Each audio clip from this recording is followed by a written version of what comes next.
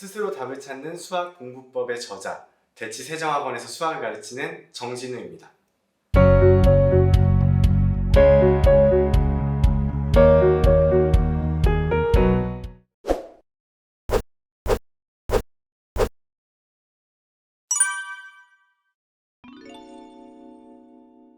고1 거를 중학교 때 개념 공부도 했고 유형 문제집도 2권, 3권 풀었고 했는데 고등학교 시험 문제를 보니까 너무 어려워. 이거는 자연스러운 거예요. 당연한 거예요. 왜냐면은 고등학교 1학년 시험 문제를 어렵게 내기 때문입니다.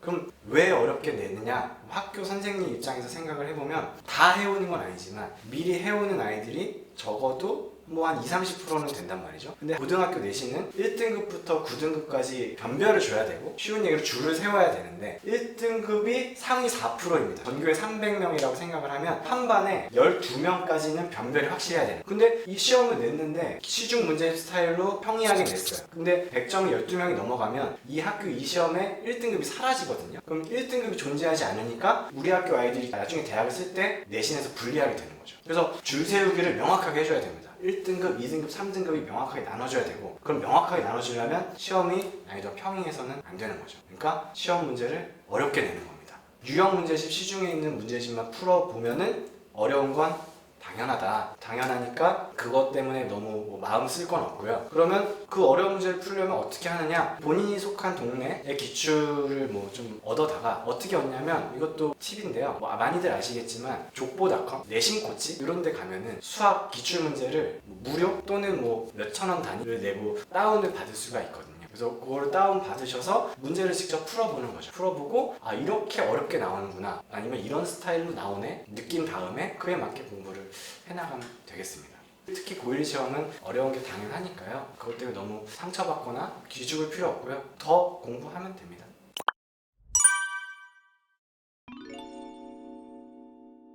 우선 학원, 과외, 인강 선택할 수 있는데요. 자기주도 학습 능력이 뛰어난 학생들은 인강을 선택하면 아주 좋습니다. 예를 들어서 이제 인강 같은 경우에는 숙제를 내줄 수도 있고 아니면 안 낼 수도 있는데, 숙제 검사를 따로 하는 게 아니기 때문에 본인이 어느 정도 스케줄을 잡아서 이렇게 공부를 해야지 고 딱 명확한 시간에 시작을 해서 중간에 카톡이 와도 보지 않고 엄마가 불러도 대답하지 않고 딱 공부에 집중할 수 있는, 그리고 숙제도 범위하고 오답도 관리하고 채점하고 그 다음에 진도도 딱딱딱 맞춰서 나갈 수 있는 자기주도 능력이 뛰어난 학생들은 인강이 제일 효율적이고요. 근데 이제 대부분의 학생들은 스스로 컨트롤을 완벽하게 하기가 좀 쉽지 않기 때문에 그래서 학원이나 과외를 찾는 것 같고요. 먼저 과외 말씀드리면, 저도 과외를 10년 가까이 했었는데요. 부모님 입장에서 보면은 과외 선생님 선택을 할 때 이제 옆집 아이가 잘해서 이 선생님한테 과외를 받아서 아주 훌륭한 성적을 내서 추천을 받는 경우에는 괜찮은 것 같아요. 근데 보통의 경우에는 어플을 찾아본다든가 아니면은 과외 중개소에 연락을 해서 추천을 받아서 선생님을 맞이하게 되는데, 대학생 과외 같은 경우에는 졸업증명서밖에 확인할 길이 없거든요. 그리고 공부 잘하는 대학생들이 과외를 갈 때 준비를 잘 안 해요. 왜냐면 잘 아니까.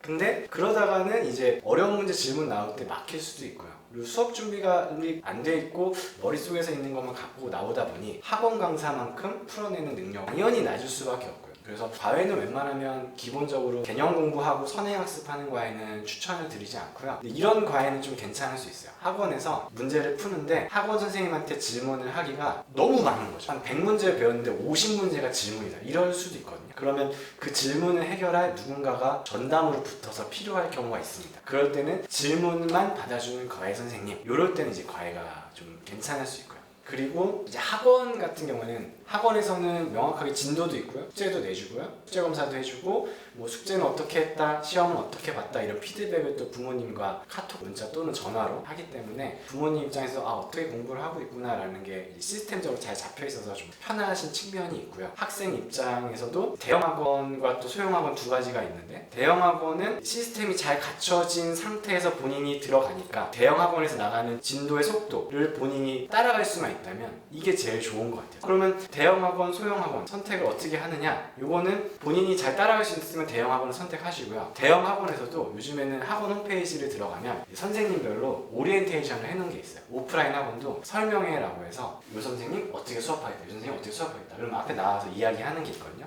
그럼 어머님들이 보시면 알아요. 이제 저 선생님은 수업을 하는데 좀 졸릴 것 같아, 재미가 없을 것 같아, 아니면 선생님은 그래도 좀 안 졸릴 것 같아. 아니면 흥미 있게 말을 하는 것 같아. 어머님들도 보시면 다 아시거든요. 학생들도 알고. 그리고 어떻게 수업하겠다 설명도 잘 해놨으니까요. 설명의 영상 요거를 참고하시면 좋을 것 같고요. 근데 이제 소형 학원, 예를 들면 뭐 과외식 학원, 1대 다 무학년제 학원 같은 경우에는 학원 홈페이지에 이제 영상이 없을 수가 있어요. 그러면 대신에 소규모로 수업을 하다 보니 선생님들이 이제 상담실장님 말고 선생님과 면담하게 해주세요 하면은 만날 수 있는 경우가 많거든요. 또 선생님 입장에서도 본인의 학생이 될 학생이고 또 학부모님이기 때문에 만나서 이렇게 뭐 짧게라도 뭐 10분, 20분이라도 어떻게 수업하겠다 이렇게 말씀드릴 수가 있어요. 그래서 그러면 어머님이 학원 강사를 한번 만나보고 이렇게 수업한다고 뭐 느낌도 받아보고 이야기도 들어보고 하면은 좀 선택하는데 좀 훨씬 도움이 되실 것 같습니다.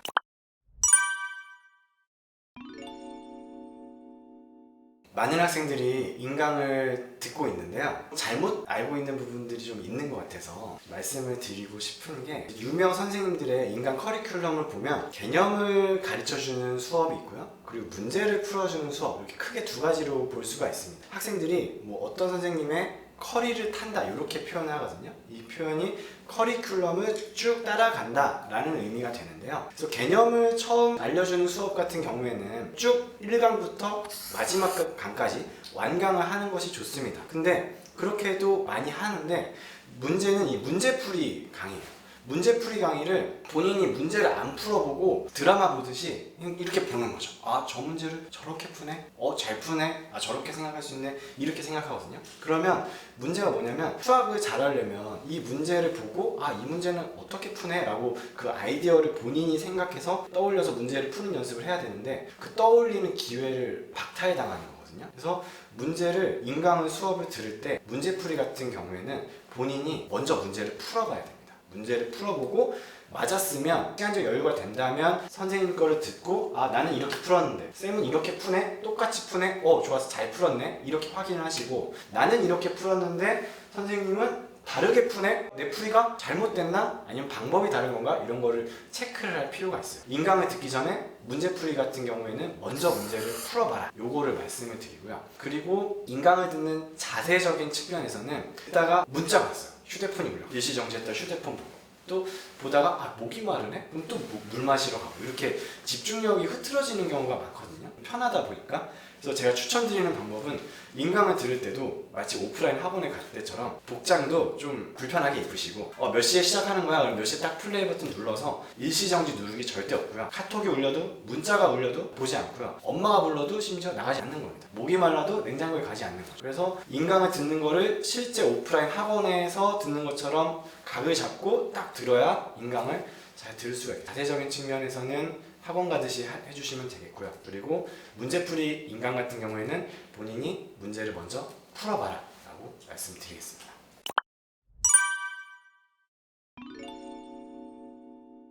초중고로 나눠볼 수가 있고요. 초등학생 같은 경우에는 자기주도 학습이 중요하니까 혼자 공부해 하면 좀 힘들거든요. 초등학교 때는 부모님이 옆에서 학습 스케줄을 짜주고 숙제를 내주는 게 저는 중요하다고 봐요. 오늘 풀 분량은 10문제야, 30문제야 이렇게 분량을 내주고 확인하는 과정, 이게 엄청 힘들다고요. 부모님 입장에서 매일매일 숙제를 내주고 매일매일 확인하는 게 좀 어렵다고 하더라고요. 근데 이 과정을 충실히 해낸 학생들이 공부 습관이 잘 잡혀서 나중에 공부를 스스로 하게 되는 능력을 갖게 되더라고요. 그래서 초등학교 때는 부모님이 학습 스케줄을 짜서 확인을 해주시고, 중학교부터는 이 주도권을 점점 이제 학생한테 넘겨줘야 돼요. 스케줄을 본인이 직접 짜게 해주고, 공부도 오늘 분량 어느 정도 할 거야 라고 학생이 좀 짤 수 있게끔 도와주시고, 고등학생 되는 순간 이 주도권이 완전히 넘어가 있어야 됩니다. 어머님은 학습 스케줄을 짜주는 게 아니라 수학은 누가 이렇게 좀 좋은 거 같은데 엄마 찾아봤어, 그래서 너는 어때? 이렇게 좀 이렇게 조언을 해주는 정도? 학생이 그거를 다 찾아보기엔 좀 시간이 부족할 수 있으니까요. 추천해주는 정도에서 그치고, 학습 스케줄은 고등학생인 아이가 완벽하게 혼자서 짜고 혼자서 피드백을 해서 다음 주엔 이렇게 계획을 짜봐야지, 수정도 본인이 하고 다음 계획도 본인이 짜고 공부도 본인이 하고, 그래야 자기주도 학습을 확실하게 잘 해낼 수가 있을 것 같습니다.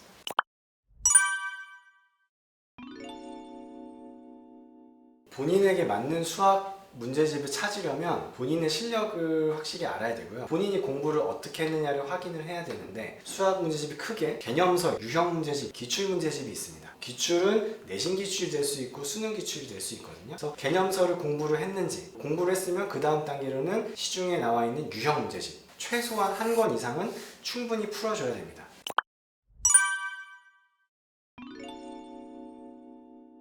본인의 수학 실력에 따라 좀 다릅니다. 우선 말씀드리기 전에 보통의 이제 수학 강사들이 해설지를 보지 말라는 얘기를 진짜 많이 하거든요. 저는 그게 좀 마음에 안 드는 게, 수학 강사들이라 하면 보통 수학을 어렸을 때부터 잘했을 가능성이 높아요. 그리고 수학을 좋아하니까 수학 강사가 됐겠죠? 어렸을 때부터 잘했으니까 이 사람들은 뭐 한 30문제 정도 시험을 보면은 모르는 문제가 한두 문제니까 해설을 안 보고 2박 3일을 고민하든 7박 8일을 고민하든 이런 게 다 가능하거든요. 몇 문제 안 되니까. 그래서 그 말이 맞아요. 최상위권 같은 경우에는 모르는 문제가 그렇게 많지 않을 테니, 어려운 문제일 테니 해설지를 보지 않고 고민하는 습관을 가져라. 이게 맞고요. 근데 대부분의 학생들은 최상위권이 아니란 말이죠. 중위권 아래 학생들은 한 30문제를 보면 15개 틀린 학생도 있고 7, 8개 틀린 학생도 있을 텐데, 그 양이 많으면 해설지를 안 보면 혼자서 풀어낼 능력이 없어요. 그러면 어떻게 해야 되냐면, 고등학교 기준으로 센이라는 유형 문제집이 가장 대표적인데요. A, B, C 단계가 있는데 B 단계가 이제 중간 난이도가 됩니다. 봤는데 도저히 풀어낼 방법이 없다고 느끼면 2, 3분 정도 고민을 해보고, 이 문제는 딱 한 개 아이디어만 생각이 나면 무조건 풀리는 문제들이거든요. 그래서 조금 고민해보고 안 되면 해설지를 봐야 됩니다. 이게 너무 시간이 길어지면 효율적으로 수학을 공부할 수가 없어요. 그럴 땐 해설지를 봐야 된다 라고 말씀을 드리고요. 그럼 해설지를 어떻게 보느냐, 어떤 학생은 해설지를 눈으로 보아서 이렇게 되는 거였어? 하고 넘어가는 학생도 있고, 최악이죠. 그리고 어떤 학생은 눈으로 보고 이렇게 되는 거네 하면서는 본인이 풀었던 거 이후에 마저 풀어가지고 마무리하는 학생도 있는데, 가장 좋은 건 해설지가 이렇게 있으면 다 가립니다. 다 가리고 위에서부터 한 줄씩 보는 거예요. 해설지 다 가린 상태에서 한 줄을 봤는데, 한 줄을 보는 순간 이렇게 하는 거였어 라고 생각이 들면서 문제가 풀릴 수가 있거든요. 그러면 본인이 못 풀었던 건 그 한 줄의 아이디어를 몰랐기 때문에 못 푼 거거든요. 그래서 다음에 이런 비슷한 문제가 나왔을 때 이거를 외워서 푸는 게 아니고 그 아이디어를 떠올려서 문제를 풀어야지, 이런 연습을 할 수가 있습니다. 한 줄 한 줄씩 야금야금 보는 연습을 해야 됩니다. 한 줄 봤는데 알면 다시 해설지를 덮고 문제풀이 연습장에서 문제를 풀어보고요. 답이 안 나왔다 그러면 또 봅니다. 2줄, 3줄, 4줄을 봤는데 알 것 같아. 그럼 다시 해설지를 덮고 문제를 풀어보고, 한 줄 한 줄씩 보는 게 좀 더 시간이 오래 걸리는데, 이렇게 해야 본인이 이 문제를 푸는데 어느 아이디어를 못 떠올려서 문제를 못 풀었는지를 연습을 할 수가 있어요. 그거를 이제 연습을 해줘야 수학 실력을 효율적으로 올릴 수가 있습니다. 그래서 해설지는 야금야금 봐라 라고 말씀을 드리겠습니다.